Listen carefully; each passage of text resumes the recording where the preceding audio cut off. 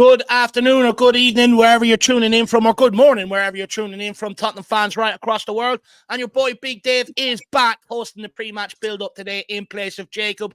May not have the luscious long hair that he has, but I'm Irish, so I might get away with it today. As you can see, we're joined by a great panel, Ash Matic, Kate and Jim as well, and also Bobby K as well to get us through the next 50 minutes or so, building up to the game before the boys kick off the watch along as well.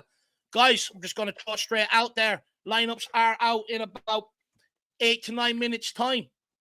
what sort of lineup do we expect to see tonight? Does Ange Postecoglou's a man under pressure right now? He has to deliver results. If he doesn't win today, I think a lot more people call for his head. So what lineup does he put out there? Does he go full strength and rely on players that have put him in this position? Or does he make changes and look to get a spark out of what's going on at Tottenham Hotspur right now? Whoever wants to go first, take it away. Look, I'll start it off and say the mortal words of Ange Postecoglou's on a good hiding for nothing tonight. Whatever he does, if he plays the youth and we lose, it will be he made too many changes. If he sticks with the full team, it will be don't trust the youth. So he's on a bit of a lose-lose situation, but I expect to see some of the current starting 11, but also some starts for the likes of Spence, Bergvall, Dragusin. So I think it's make 3 or 4 changes to the starting lineup. That's my opinion. That's your opinion. Who's next? Ash, what's your thoughts on the lineup tonight? Do you agree with Kate? 3 or 4 changes, or do you think you should make more? Yeah, I think it makes sense to not go ham, but we know he's done this in the past where he's put 7 men in, and you're like, "Rah, why did you change it so much?" I know Fulham. I know I'm going back to last season. Sorry, but they made a similar amount of changes as well. They didn't go full strength, but I think now, as Kate had said, a bit of pressure has been applied to him. I would be a little bit more conservative, in my opinion, and I think he should give a bit of the youth a chance. So you see players come in like your Bergvalls, complemented with one of our senior players to balance it out. Because I feel like too many times we've gone too far either left or too far right. And I think hitting it somewhere in the middle would make more sense in my head. And that will give us the competitive edge. And then when we start to put those teams away, then you start to bring on more of the fringe players and you start to give them more minutes. But I would try to get the game done and dusted as early as possible. I saw what Coventry did to Manchester United in the FA Cup last season. They gave them a lot of trouble. So me personally, why risk it? Why not just put the Bergvall? Bergvall, for me, he looks like he's ready. He's been chomping at the bit. He didn't get his chance at the North London derby. So why not start him? The question and dilemma is, do you put Spence left back where he's normally a right back? And then, or do you play Archie Gray as right back? Because that's where we've seen him a lot at down Leeds. But then I think you've got to put Archie Gray. He's saying he's a midfielder. Do you know what I'm saying? He's saying he's a midfielder. He played there. A lot of Leeds fans are saying that's his position. And I do get when you're trying to blood players in, especially young players, and you play them in different positions so they have an understanding and the IQ of that different positions and where to be on the pitch, etc., etc. But for me, just play the players to their strengths, man. That's how I see it, man. But yeah, I'm going to echo what Kate said, though. I'm going to be boring to say that. Well, to throw a bit of diversity out there, I think a little bit differently. I think he should make changes, and this is where we'll get Bobby and Jim in.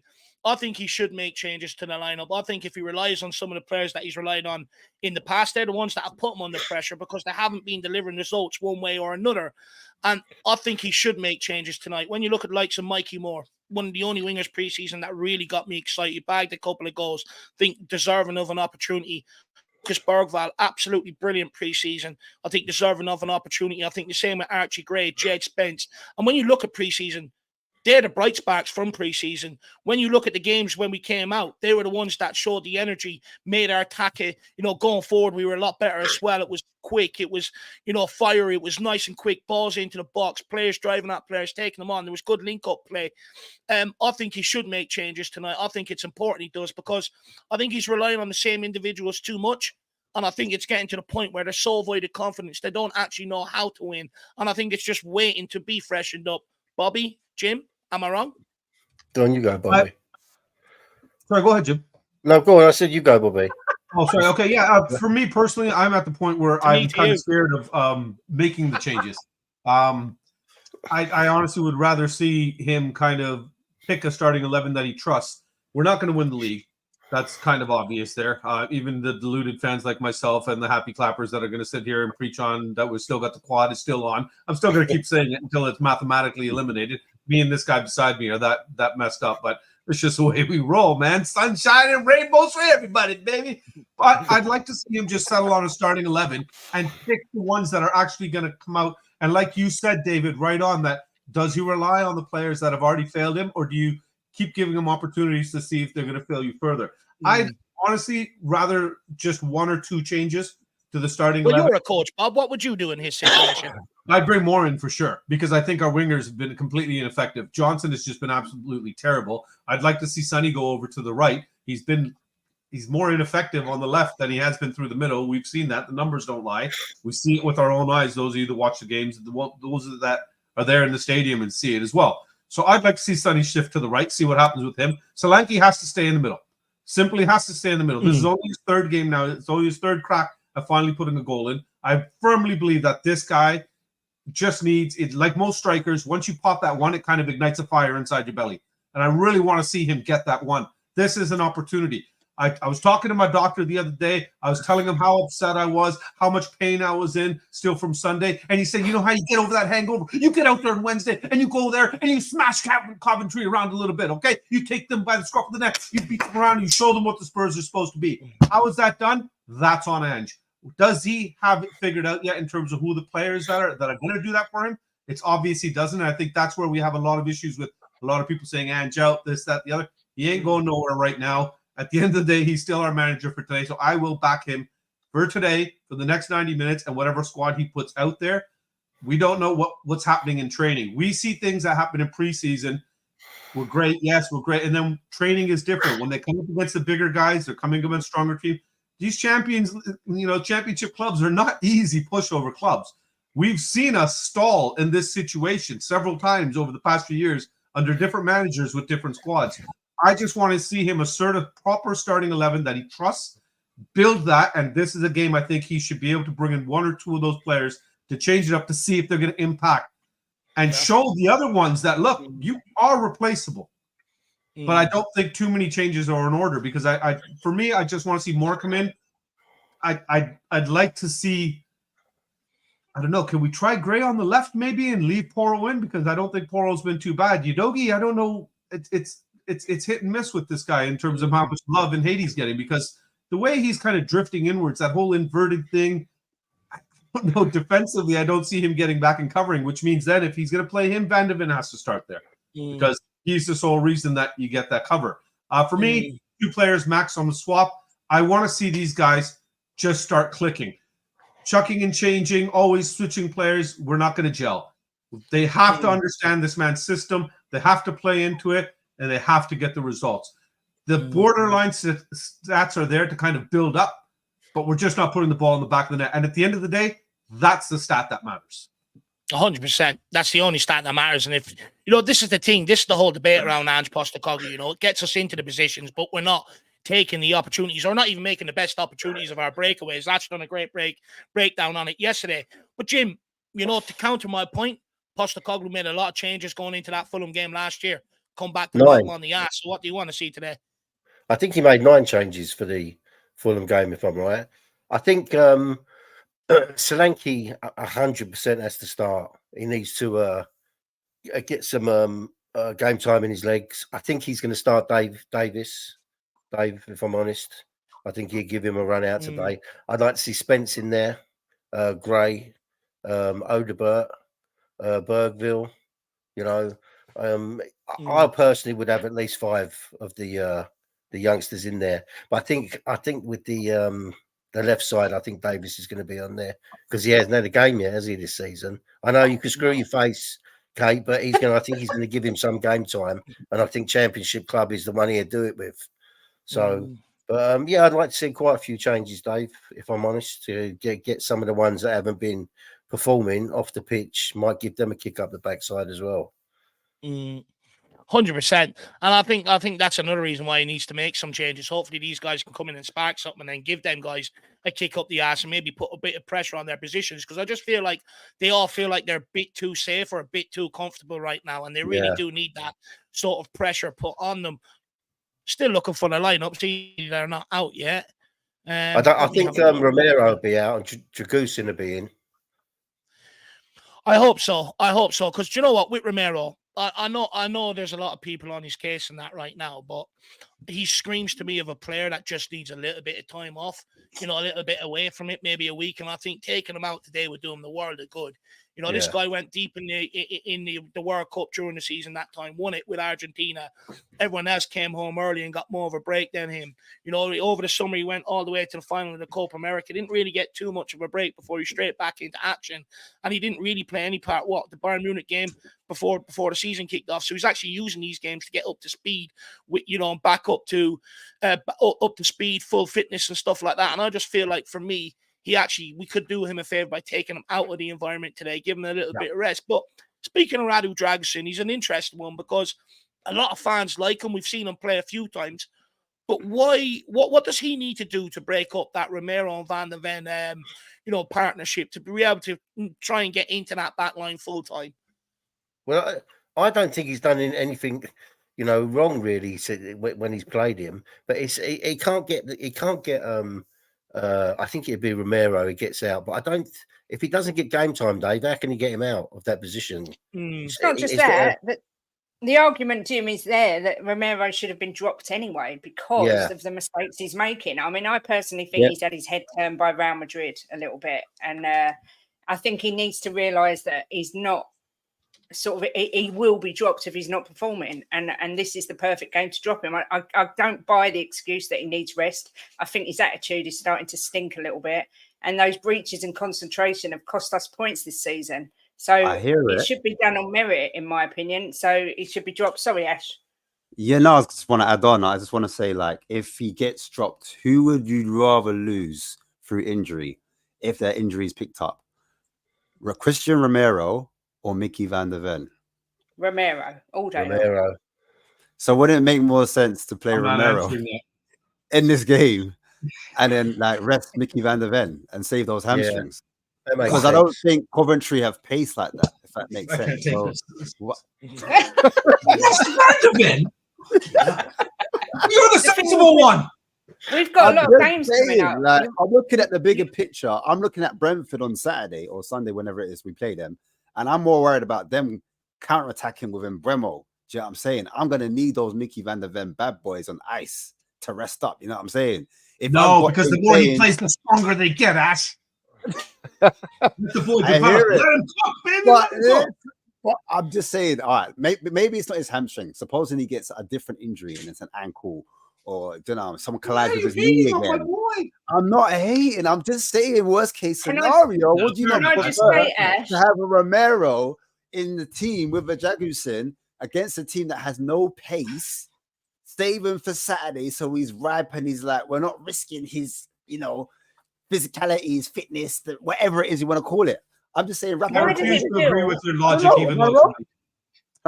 Why does it feel like deja vu again, where we're battling so we've got to play this player? We used to do it with Kane, or we should rest him, but can we afford to rest him? Now all of a sudden we're doing it with Mickey Van de Ven. It shows how weak our squad is, really. No, but I'm just saying, they've got no pace, so why, we don't need them. We don't. Yeah, it's a good point. Am I talking waffle? Am I waffling? No, I understand what you're saying. Hey, I do the waffles here. Thank you. I understand what you're saying. I understand what you're saying, but to Kate's point, I think it's more indicative of where Tottenham have been over the last, since Pochettino, being brutally honest. Some of the embarrassing defeats we've suffered in Europe, FA Cup and League Cup. But you look at Man United, and I know Barnsley are a bit worse than Coventry, but they made, I think it was 9 changes to their starting lineup from 1-1 at the weekend. They went out and slapped them 7-0, and we have to get back to that. There was plenty of games I watched growing up, Hearts in Europe, going up there, playing half of the youngsters mixed with fringe players, slapping them up 5-0. Nice and easy job done. Get the result. And I get football's changed a little bit. But when you see Man United making the changes they do and going out and slapping the team 7-0, we should be able to get back into that position. For instance, we shouldn't need Son tonight. If Son starts tonight, we have massive, massive problems, and we're going to gas him out before the season even ends. He's getting older. We shouldn't need Romero and Van de Ven tonight. We should be able to make changes, in there, get them guys in. We should be able to rest our best players, because if we want to be able to sustain ourselves across 4 competitions and it not have a knock-on effect in other competitions, these are the sort of games not going to get any better time in the season to rest these guys. I'd rather rest them tonight than I'd rather rest them in the league, David, and actually go for the damn cup. Yeah, I hear what you're saying, Start but throwing the youngsters No. out there. That way you No. can actually sit here. Yeah, throw the league. I don't No, care if this because the chairman, I don't want to talk about the chairman, but the chairman, if you don't get close to that top 4, he gets a bit nervous and he wants to press that button. He's like, that's a sad reality, though, isn't it, Ash? If you're really, really developing a team, you would look at where can we impact and give ourselves the best opportunities. FA Cup and League Cup are our 2 best chances if he's serious about keeping his record of winning something in the second year. For me personally, I would then push all my eggs into those baskets. But it's like you just said, that's hampered by a different agenda from another party then. Yeah, that as well. But also, look, we know what Daniel Levy, if you're nowhere near top 4, you're gone. Your job's absolutely gone. And that's the nuts and bolts of it. That's the precedent that Daniel Levy sets. But at the end of the day, you know, we want to be able to sustain a Europa League and stuff like that. He can't just go, I'm going to put my best players out here and just book off the league and not be competitive. He still has to try and be competitive in the league. And that's where he has to manage his squad. You're giving a squad of 24, 25 players for a reason. But as Tottenham fans, we always just want to see the same 11. But I remember under Conte and Joseph, people were saying they're stubborn, they won't rotate. You know, we can't have it. And I think you have to realize in games like this, it's where you should be able to rotate. If you can't rotate these games, then what are we actually doing here over the course of the season? So do you agree? It's Coventry Day. We shouldn't be worried at all. No. Sorry. Do you guys agree with that? Sorry, no, what I was saying, do you guys agree with last season's rotation with Fulham? Because that's basically what we're doing now. That's what we're saying now. But that was too much, though. I do agree with it. I think he had to do it, to be brutally honest. I think he has to give these squad and fringe players an opportunity. If not, they become unhappy very, very quickly. And he had 3 competitions he has to maintain last season. I think he was absolutely spot on. If we got a Romero or a Van de Ven or someone injured in a game like that last season, Spurs fans would have went ballistic at him. I think someone else made the point here today. It really doesn't matter what he does. Fans are going to pick him out anyway. But I can guarantee you now, if we play Son or Van de Ven tomorrow or tonight and they end up pulling up an injury, fans will go absolutely ballistic saying he should never have played him. Yeah. And if they don't play it, and God forbid we don't get the result, then aren't they going to go ballistic? Yeah, well, you know, we just want to win games of football. That's all we want at this point. We're so starved of, you know, wins and getting back. It's early days, Dave. We got lots of victories coming, baby. We're going to be rolling in soon. You know what? I think as well, get back on track. Choo-choo, baby. Choo-choo. As fans of Tottenham, we've all got PTSD with going out of the cup so early and this sort of thing. So we are scared to rotate. But as Jim just said, it is only Coventry. Now, that will probably come back and bite me on the arse. But we should be going into this game full of confidence. But, you know, it is PTSD. As Spurs fans, we've seen it so many times. And I think we're all just worried you're going to see it again. I think Coventry are going to do the low block thing. I think they're going to go sit back. We play with a back 3 anyway. They're going to have their wing backs drop into a back 5. And they're going to just try and see that, is that what Arsenal did to beat Tottenham? Oh, is that what Newcastle did? Oh, is that what Leicester did? Oh, do you know what I'm saying? So whoever we bring on, whether it's like what Dave says, we need to switch it up, change it up, fresh legs, fresh ideas, new players, keep the squad happy. That's what Andrew's got to do. And he's got to manage these personalities and keep everyone competitive just in case we do need them in the season. And that's the reason why we need to get them have minutes in their legs. Or it's what Kate says, or what Bobby's saying, where maybe we change 2 of them or 4 of them, you know, not a holistic change, just maybe a few players with alongside some more experienced players to get the job done. There's still that pressure under Ange right now. If Ange gets this wrong, listen. I don't know, because you have that article that came up by that Ornstein guy that's saying, no, the board is backing him.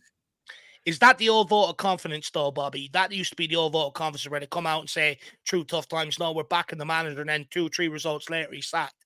Yeah. That's because of what Ash already said. At the end of the day, what's the true agenda? Right? Yeah. If that is the true agenda to be pushing to just get to the top 4, then we've lost as a club and as fans anyways, man.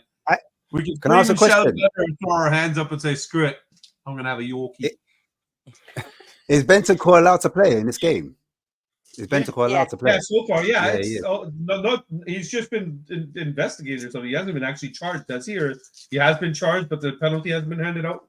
Yeah. Okay, yeah. Okay, so Bentancur can play. Is Reguilon going to get minutes as well? Is Reguilon a part Well, of he the did squad? come off the bus today. He did come off the bus. He's at the stadium, so. All right, so he could get a mention because he is a left back by trade.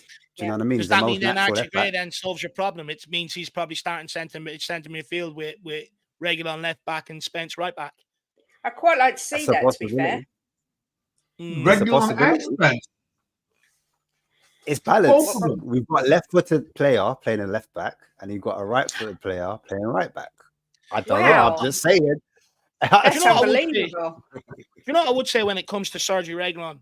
When he done an interview just after he left on that time to go on loan to Brentford, he did say that he was told he was in the squad or was it on his way to Man United? He was told he was in the squad, and then all of a sudden, a day or two later, it sort of changed, that he wasn't in the squad. So, Ange Postecoglou doesn't hate the guy. If he was going to pick him in his squad originally, I know he changed his idea, but I think that's due to box ticking exercises, where we have to have so many homegrown players, and he's being pushed out on the fringes and stuff like that. But it's a huge opportunity for the guy today if he does get a minutes, and I hope he does. I hope Postecoglou gives him the opportunity to see what he can do, because I don't think Reguilon is as bad as everyone makes him out to be. Yeah, no, he's to be not. brutally honest, I think as an attacking player, he's actually suited to the role even more than like a Ben Davies or some of our other options. I think going forward, actually, he's someone who can cross the ball. Do you know what I mean?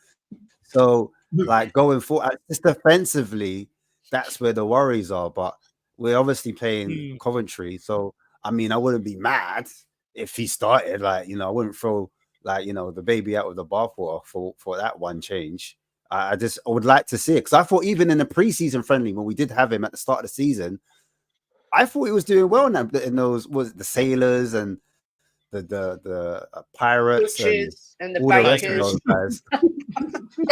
Sailors and the Pirates. I know it was less opposition. Hear me out, but I'm just saying. I just remember Bale come and obviously Reguilon came, and he was like, he was putting in decent balls. I don't know, but yeah, defensively, I'm just not a fan. I just think this is the right type of game to have a look at these type of players, to give them a chance.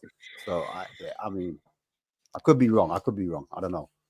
Well, if a lot of the fans are right and Ange has been found out, it might be good to switch it up a bit so that everyone's shocked and like, wow, I thought he only played one way. This guy's a one-trick pony. I think many people are going to be shocked. Now, let's bring up the lineup. Out, guys. It's out. Let's bring it out. So in goals, Fraser Forrester. At right back, Archie Gray, Dragusin and Davies at centre back. Udogie rolled out again at left back.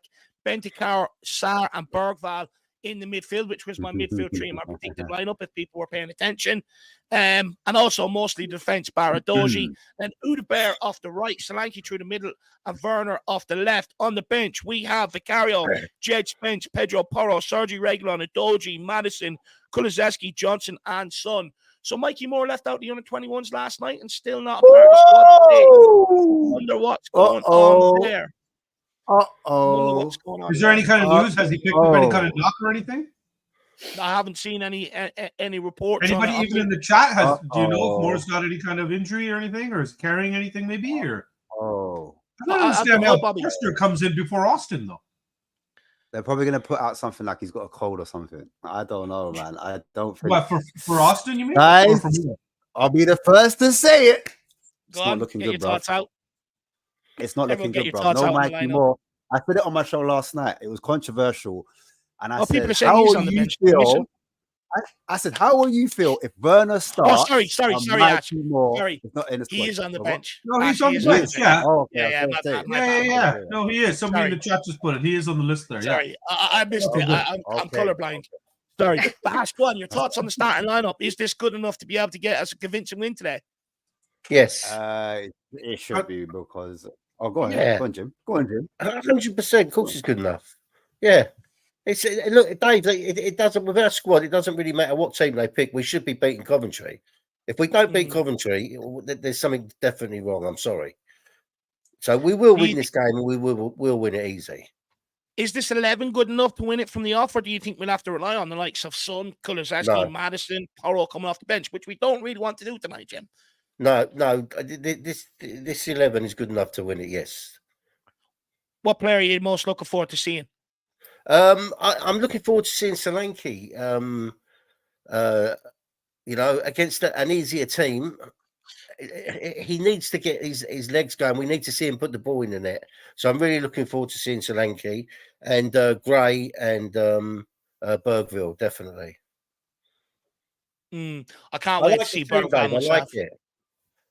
I like it as well. To be honest, it's close to what I predicted yesterday. Bar Werner and Edozie, it's pretty much what I predicted in my predicted lineup today. And Forster, but I actually like the lineup. I think it's brave. I think he had to do this. I think he had to make changes and freshen it up. But Bobby, I believe that's 8 or 9 changes from the lineup at the weekend. What's your thoughts now seeing the lineup? I think it's insane. I think it's too much personally, but I don't see how Odebert and Warner are going to provide Solanke any more than what we've already had out there. I don't understand how Moore is on the bench and Warner, if he's sitting there and he was the one that decided to keep this guy and he was going to use him as an impact sub, then great. You got Johnson on the bench, correct? As an impact sub. So we know he's been better as a sub than he has as a starter. I like that. I like the fact that he's not there. If you were going to go with the youngsters, I would have loved to see Moore in there. I like the fact that Bergvall's in there and Odebert's in there. I don't think Odebert's been that bad. He just doesn't seem to have kind of an end product right now. But this is a guy that's also 19, is he not? Yeah. 19. Yeah, so I'm going to give him the benefit of the doubt and give him some grace time there to adjust. Forster being in net to me is just absolutely insane, though. I think that we're giving time to a player that's my age, I think. He doesn't need time. The guy's getting paid to sit on the bench, help him guide the youngsters. Austin is what? He's coming up on 23, 24 now? How many years is this kid going to sit around before he just turns around and says, okay, I'm out of here too? We've got no youth then coming through. You have to push the youth through, like you said, David. And if this is a situation you guys all agree on that, you should kind of give him the opportunity, then by all means, go for it. But I think what's happening is the only reason Forster's there instead of Austin is because you have the younger players there, and then you also have somebody that's in the net that's going to be able to direct them that has the experience. We know he's definitely not in there for his agility, right? Because I think Kate can dive better than Forster, but Jim will have to answer that. For that, only his experience is the only thing I see is the reason he's in there. Ben Davies is captain. Again, we're not looking at one of the better players on our squad, but we are looking at somebody that's consistent, and he will actually be able to lead. And he'll direct Dragoshin. He'll direct Udoji. Well, I don't know about Udoji, but it's not painful to see. It's not all the changes I would like to see. For this game, I just really hope that Solanke can put one in finally and just put that fire in his belly, man. Get the boy going. Let's go. Yeah. Dave, 100%. Can you just can you just read the subs out for me? I can't see it. It's too small. Yeah, I could barely see them myself, Jim. But to be honest, I probably need a pair of glasses. I've got me, Dave. Vicario, Spence, Porro, Reguilon, Moore, Maddison, Kulu, Johnson, Son. All right. Thanks. I don't like the lineup. I'm not going to lie. I don't like Forster in goal. I think he's horrendous. I mean, God forbid if they get a penalty. God help us if it goes to penalties. He just is so slow at getting down and getting up. And oh my God, he's like me when I try and get out of bed. I don't like to see Davis on the pitch again. I mean, how many times is this guy going to be part of the failure of our team? I don't like to see him on the pitch. I don't like the front three. I don't think Werner should have started in the front three over Moore. That's me personally. And Gray, I would have liked to have seen Gray in midfield, really.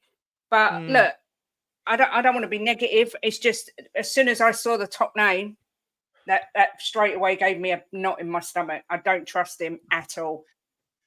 Do you know what? I don't either. I think, he's getting on in age. We could see that, the game that he played last season, these reflexes aren't as good as they once were.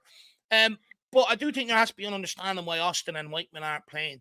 The club have absolutely no use for them to play games. They're nowhere near good enough either. They don't have the experience. They've got barely any loan experience. They're kept around because they're club homegrown players for the European squad registration. They've been kept around as homegrown pawns, and I actually feel sorry for them to a degree, but they're willing to sign the contract. You'd say they're probably more than willing, to be used as that. But that's why I can understand why Fraser Forrester is playing today. In terms of Gray, I'm with Kate. I would have preferred to see him in the centre midfield. But with Bentancur's sort of suspension coming along, I think it's right to try and use him as much as we can. We need to get Sarr minutes and Bergvall minutes. And I just think the reason, Gray's playing at right back, because he has shown that he can play there. He's good technically and good on the ball, but it's also to try and fit Sarr and Bergvall and Bentancur and give them minutes as well. Maybe we might see him pushed into midfield later on in the game. Let's wait and see. I'm more than happy with the midfield. I'm really excited to see what Lucas Bergvall can bring today. This guy, for me, was absolutely brilliant preseason. We speak about Maddison dropping deep, getting on the ball, but he's very slow getting it moving. And I think often his passes are underwhelming when he does drop deep to get on the ball. Bergvall gets on it, gets it moving nice and quickly, gets the attacks flowing. But also in the final third, he plays some beautiful balls in for people to get on the end of. I think what was the one again? Was it against Bayern Munich for Kulusevski to get on the end of? What a pass that was to split the defence. Can't wait to see him today. The forward line is where I worry a little bit. A lot. Yeah, a lot. Sorry, Dave, with what you were just saying, I'm sitting here thinking he's going to put a ball up too. Well, look, this is my problem. This is my problem with the forward line. There's not much creativity. There's not much creativity for Solanke there whatsoever. I fear like crosses coming into the box. Where are they going to come from? Werner, it's not his best attribute. I'm just hoping that he can burn his man on the outside, get away, put a ball across 6-yard box. But this guy, I just don't understand why we're persistent with him. We haven't bought him because we don't believe in him. It's absolutely pointless. But second of all, it's a wasted experiment. The guy's in his prime. He's not going to get any better. He's not all of a sudden going to start becoming this assist king or this goal king that he hasn't proven to be. It would be much more beneficial to give someone like Mikey Moore the minutes today to really showcase what this guy can do. And he was better preseason than Timo Werner. Also, even if not Mikey Moore, the minutes, considering we outlaid 50 million for Brennan Johnson, I have my problems with him. But they'd be better suited to him today than they would for someone like Timo Werner. I think it's absolute. I just don't get why we keep persisting. And this is my biggest fear with him coming in here, that he would take minutes off the likes of Mikey Moore and stuff like that, which is a huge concern to me. I fear for Solanke to a degree. Don't get me wrong, against Leicester, he had a lot of good chances, but he didn't have too much of a preseason, not much time to bet in, and I don't think he was sharp. But against Arsenal, he got absolutely barely any service. He'd done the best with what he could, but I just don't see how we're going to solve a problem by playing Timo Werner there creativity-wise or putting chances on for Solanke. I think Udeberg could surprise a lot of people today. He's been very raw in terms of in front of goal. But one thing I will say is he gets himself into very good positions. Yeah. And over time, that is eventually going to click for him. Right now, what we're seeing is a guy that panics when he gets into them good positions. He almost gets really excited, I think, the older you get, the more sort of wisdom you get, the more composure you get. And that's where it really clicked with him. You agree, Bobby? Yeah, 100%. I actually 100% spot on, because Jay's 18. So this is the age group that I coach, and you see the kids, and it's exactly what you just said. I had a kid this year that transitioned from being a left back to a left winger. Great. He was great at the ball, was passing the ball, he was fantastic. But anytime he got that ball, was able to try to cut it and take that shot on net, it always went absolutely. And it's exactly what you just said. That panic set in. That mindset wasn't just there yet. I'm really looking forward to starting the indoor season up with him in a couple of months now again, because he's going to be on my team again, and I want to see what he does when he's had a bit of time to kind of transition, and it's a mentality thing, right? So how are these kids going to get better? You got to give them the time and give them the opportunity. He's been given another opportunity now, a big one as far as I'm concerned, because this is a big game for us, like it or not. Even though it's only Coventry on paper, we're going to sit here and say Spurs are going to smash them, but it's the cup. Anything can happen in the cup on any given day. Right? Yeah. The good thing, Dave. Oh, sorry, Ash. Go on. No, I was going to say... ladies first and then Ash. Oh, yeah, go on. All right, ladies. I was going to say the good thing is that Ellis Sims and Ben Sheaf, who are probably their two best players, are both on the bench. I think Ben Sheaf's coming back this first game. Hadji Wright starting, Kate? Sorry? Hadji Wright, is he starting? I haven't got the lineup up now. Let me have a quick look. I'll have a look in a second. I mean, that's a bonus. Yes, he is starting. Yeah, he is starting. Good player. So, you know, they have made some changes, but yeah, go on, Ash. Sorry, I wanted to just get that in before I forget. Oh yeah, no, it's cool, man. I was gonna say Solanke needs a goal for his confidence. Yeah. I think he's getting those minutes back into his legs. He didn't have much of a pre-season, and I think coming into a new club, the longer you go without scoring a goal, the more pressure you put in yourself as a £65 million player, and a lot of the fans will look to, you know, see if he can be a talisman. And we haven't had anyone in, obviously, since Richarlison. Richarlison's been injured for quite a big part of the season. He's not being available, so we kind of need one of these assets to pay off. And so the thing I have a worry about is who's going to be supplying the balls into Solanke. Otherbird's there. I just feel like his end product just needs a bit more sharpness about it. Werner, you know what? To be fair to Werner, when he is wide, he has a lot of pace and he can get past the player, but sometimes So did his Usain Bolt. He decision-making. didn't get a contract. But this is it. This is why I worry about Solanke. It's service, because if he's not getting the right service, then he's going to find it harder. We're putting a lot of pressure for me on the likes of Bergvall, because I look at Bentancur and Sarr, and I think Bentancur is going to be the 6, and then Sarr's going to be the box-to-box kind of 8. If Bentancur is further back on the pitch, where's the creativity? You're putting all that creativity on Bergvall's shoulders to hopefully get into Solanke. So that's where my worry is.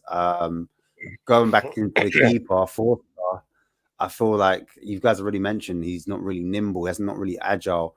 If they hit the corners, is he going to be able to get down to his sides and stop goals from happening? Those are some of the concerns I have. But we should have enough in terms of experience in that team to put away a Coventry side that I don't know. I'm not sure we're in the league, but I'm sure they're not flying. You know what I'm saying? 14th. They're 14th in the league. And to be fair, the Coventry fans are having a meltdown at their lineup. So happy days. There we go. Happy days. This is it. So if we can't beat a team that's 14th in the league below us, then we've got problems. Do you know what I mean? And I like Bergvall a lot. I really do. So I'm expecting a big performance from him, because I want him to be the one to push Maddison all the way this season. I want us to be a serious player that can give him real competition and give the manager a headache. I think now we're going to shine a light on him. Now is his chance to do thing. And coming back to this, Spence, that was one thing I was like, I wanted to see Spence as a right back to allow Archie Gray to go in the midfield, as I said earlier. So, like I said, free the man then, but obviously they're going to have to chill. He's going to have to relax. Man like Dreddy, he's going to have to relax for a little piece. So, yeah. Well, what's the rest of the panel? Are you going? I was going to say, Dave, we got to remember with Werner, he's got a lot of experience. I'm quite looking forward to seeing him play tonight. It might do him good to play against a lower club and give him a bit of confidence, because he gets slung into games when we're losing, right? And they're under pressure. I know you're shaking your head, Kay, but it might do him good I'm tonight. laughing. and do well. You know, if he does well, right, it might give him a boost for when he comes on in the Premier League. Why are you laughing? If he bags a couple tonight, I'll do a bloody moonwalk. Because you're the eternal optimist, Jimbo. Bless your heart. I love you for it, but it's hilarious. Yeah, Jimbo. Salute and proud, baby. If he look, last season he come on some games and he set goals up, right? So we know he can do it. He's got a lot of experience. He scored over 100 goals in the was it Bundesliga or wherever he was. He scored over 100 goals. So he came on the other day and he was shocking. Yeah, you've got to put things into perspective, right? He come on, we was losing 1-0 against Arsenal, against the best the best defense in the league. So it's not much of a game for him to come onto, is it? So maybe this will do him good tonight. I'm glad he's in, and I'm going to back him to do well. I think Design to Win has got a point. If anything, Werner would be good in the European games. I think he's got a point there. I think with Werner, it's confidence. Like, I think it's a massive. Oh, in the comments, yeah. So, like, I think that's what it is. Like, that's the reason why I think, and Johnson, I put them in the same bracket because their first touch sometimes is underneath their feet. In that game we played against Arsenal, he came and he passed it backwards and he gave it away and played it to an Arsenal player. Yeah. Do you know what I'm saying? But he did Like, go. luckily He for did him, go he and won get the it back. ball back, Ash. Yeah. Luckily for him, he got the ball back to save himself and even further embarrassment. But for when he's passing it backwards and he's not looking around and he's not being observant, you could just see that's a lack of confidence, a lack of focus, not being match sharp, not being match ready. Do you know what I mean? And that's just one incident I'm mentioning that he did in the game. There was other things that he did, in my opinion, that weren't so great. But like, yeah, he's going to need a good performance. There's a lot of players that need big performances tonight. Do you know what I'm saying? Yeah. So I just don't get why we're paying a player 185 grand a week to try and boost his confidence. I think it's absolutely madness. But look, let's wait and see what he does. He might turn up tonight. But you know what? It's not these games where I judge him. It's like Newcastle last year when we were still in the hunt for little things. You know, the massive couple of opportunities fell to him. He didn't take them. And they're the games where we really need the impact from him. That's where I feel let down from him. That's where I question the quality and stuff like that. But look, he should do it tonight against the Rico Arena. If he doesn't, well, it's not the Rico Arena anymore. It's the Building Society Arena. Hopefully we start building on Ange Postecoglou tonight. But, you know, if he doesn't do it tonight, send him back to Leipzig. I'm done with him. He really annoys me. But, guys, we'll Jed Spence, let's have a little conversation about Jed Spence. Left out the European squad, left out the starting lineup tonight, despite playing really well pre-season. I mean, and that's off the back of, you know, him being left out underneath Antonio Conte because Antonio Conte hasn't wanted to use him. And I'm actually really starting to feel really sorry for this kid at Tottenham Hotspur. What do we think on that, guys? I think it's an absolute show to how poor our recruitment is. Because if you're going to bring in youth players that you're not going to incorporate into your system and use, what is the point? Not only are you just wasting money on our side, taking up a squad spot, but you're actually effectively ruining someone's career and livelihood. This kid was gassed up. He said he was going to do well and everything. Like you said, in the preseason, he did well, and we thought we'd see a bit of him. Excluded from Europa and now being excluded from here. I don't see why Gray couldn't go where Bendicor is, playing the hold, and him start on the right. I don't understand what his hesitance is to start him.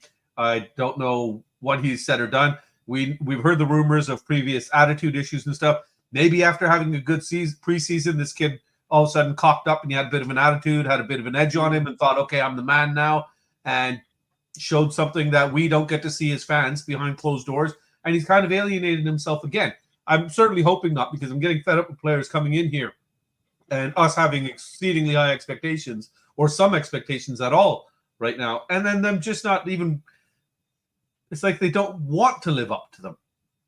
It's like I'm just here to kind of collect my paycheck and go along with it. So if that's the case with him, isolate him, get him out of the club though. Don't just shift him off into exile and let him rot away. Come January, the boy should be off the books completely. And again, we start moving towards something that's going to come in, fit in Ange's system, bring in the attitude that he wants, check all the boxes that he wants, because clearly there's a box that he's not checking, and that's the reason we're not seeing him. Skill-wise, we know he has it. You know, especially at this level, to play against the championship level. So this is where he should be in. But for me, I personally think it must be something behind closed doors that we don't know about. And the only thing that I can point the finger at is attitude, which we know has been a bit of a history with him. The thing is, what Spurs tend to do is they bring in players like Gray and play him in a position he clearly doesn't really want to play in, and then we all judge him on that, and he get dropped, and it's wrong. It's square pegs and round holes again. But Spence, you know, I really like him, but maybe Ange has got plans with him in the European games. We've got a lot of games coming up. It's easy for people to say he's not in the European squad. Yeah, he wasn't named. Oh, this is why it's so bad. You're absolutely right. Well, so he's got the FA Cup and the League Cup pretty much, because I dealt with him in the league. It must go back to this attitude thing. I mean, I hope it's not that. But there's been so many rumblings from so many people that his attitude stinks. But if that's the case, why have we held on to him? It doesn't make sense. It doesn't make sense to me. You know what I will say? All I can think is he came in with a positive attitude when the season was about to start for preseason, came in, showed Ange exactly what he wanted to see, got himself into his good books again, and then transitioned back to what he was before. We'll never know. At the end of the day, what I will say in defense of the kid, though, if I arrive at a club and before I've even kicked the ball, the man just come out and said he's not my signing, I'm not his signing and stuff like that, and no matter how hard I train, I'm not going to get a look in, I would lose my head as well at some point, to be brutally honest. And that's where I don't really blame the kid. You know what I mean? He's damned. It doesn't matter what he tries. And, you know, we've all been in situations like that in one way or another in life. And you're banging your head against a brick wall and you will end up showing a bit of, you know, bad attitude or stuff like that because you're like, well, sod it, you know, look what they're doing to me and stuff like that. So I don't blame it all on the kid. I actually blame it on the club for, you know, allowing Conte to come out and say something like that and automatically alienate the kid right after his transfer. This guy got a dream move from the Championship up to the Premier League before he's even kicked the ball. It was over. I just think it's poor from the club. I don't blame it all on Jed Spence. Don't get me wrong. You know, there is a way to react, but I don't blame it all on Jed No, but Spence. Ange came out and he said, look, if the player wasn't my player, I would have him out of the club. Trust me, you guys would know about it. I don't know if you remember that interview when Ange came out and he was talking about Spence this season.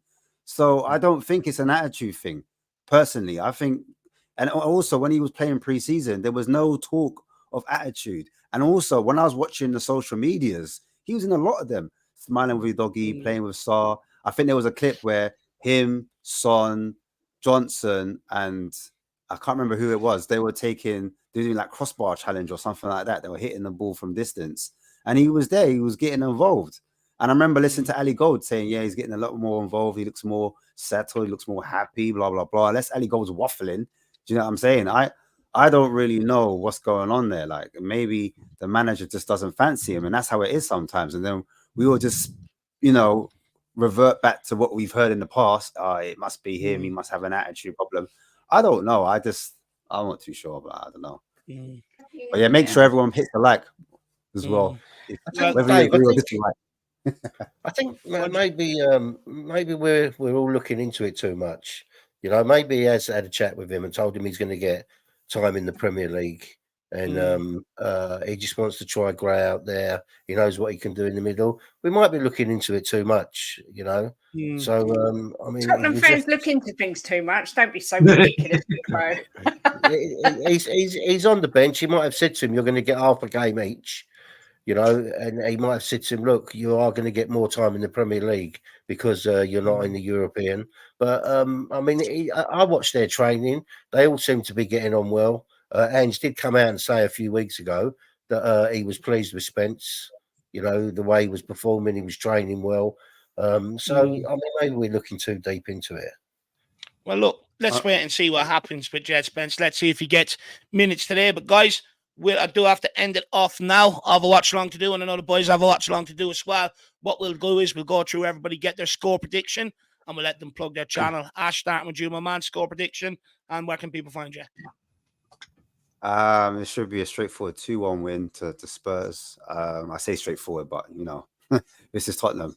You can find me on Spurs Kings TV. We're on tonight as well, straight after. We're doing a bit of a rival show. So yeah, come check us out, man. 9:45, we'll be live. Thanks for having me on. No, big up, Ash. Everybody, make sure you get across to, and by the way, thanks, Ben Kaufman, for putting all the links in there for us throughout the show. Absolute legend, fair play to him. He's really good at that, actually. He does that for everybody, so fair play to him. But guys, please get over, check out Spurs Kings TV. Great breakdown.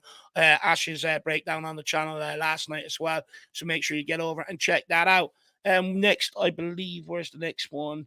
Kate and Jim, which we get Jim, we'll get your score prediction, my man. I've been very nice, comfortable 4-0, and I think we're going to play well. Werner's going to have a really good game, and people will be talking about him different tomorrow. And it's going to be a comfortable win. And Ange is definitely going to smash it tonight. He's going to smash it the weekend, and people are going to start swaying back over to him. So, choo-choo. As if there's room left on the train with Jimbo. He's the conductor. But look, Kate, what's your score prediction, and where can people find you and Jimbo? My prediction is a cagey 2-1 win. I don't actually mind what the score is as long as we win, but I'm going 2-1. You can find us over at Just to Go We Love Spurs. We've just hit 1,600 subs, and we're there every lunchtime. Bit of light-hearted, nothing too serious, chatting about Spurs. Me being the most realistic of the two, and Jim being highly deluded, as everyone can see. Make sure you get across, check out Just the Girl Loves Spurs streams most lunchtimes during the week. Keeps me going during the lunch. And a fantastic guest on every show that they enter, Jim and Kate, and great people as well. So there's 999 here. Let's try and get it up to 1,700, guys. Get across there and smash the subscribe button for Kate and Jimbo, and Ash as well. They give up their time to be able to do this, guys. So, it's the least you can do. And then last but not least, Bobby K, my man. Good evening, sir. Good evening. Well, before I saw the lineup, I thought easily 7-0. But after seeing this lineup, I'm a little bit discouraged. So I'm going to have to say 6-0, baby. Let's go enjoy that game today the way I enjoyed this Yorkie. A fantastic chocolate bar. By the way, you English really know how to do the chocolate. Let's see if you know how to do the football. 6-0. Let's go. Smash him in. Solanke with a double brace. That's right. 4. That's right. He's going to emulate Harry Kane's performance. 4 from Solanke. Let's get it on. Dave, for you, buddy. 6-0. Come on, you Spurs. Hopefully. I mean, we could all do it. Yeah, 3 Spurs boys, something on my channel. And guys, make sure you get across, check out the 3 Spurs boys. It's Bobby and his 2 sons as well, putting out content there. He also does, he's also streaming with Kuva and Ben Kaufman as well. So make sure you get across, check them out. Make sure you smash the subscribe button over there. And also, guys, make sure you get over and check out Ben Kaufman's channel as well and smash the subscribe button over there. The coffee company, that is, or the coffee company. Make sure you get over there, smash the subscribe button. Very generous from putting everybody's links in there. And then, guys, you can find me over at the Irish Hotspur if you like what I have to say. But, guys, that's it. Hopefully, we can get the win and just ease the mood, ease the pressure around the Spurs fan base. That would be absolutely fantastic. Guys, I'll leave it here. Head over to the watch along, and we'll see you all soon. Come on, you Spurs. Come on, you Spurs. Let's go. On.